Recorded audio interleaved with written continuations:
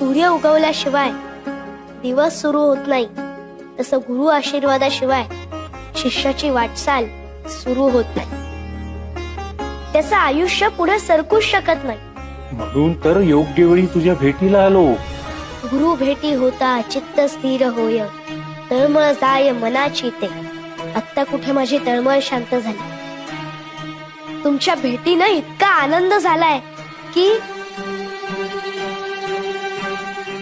स्वामी, मी जरी महादेवाचा अवतार असलो तरी मी मनुष्य रूपात अवतार घेतलाय. मनुष्य रूपात आल्यावर देवालाही गुरु करावा लागतो. साक्षात राम कृष्ण दत्तगुरु यांनी गुरु केले.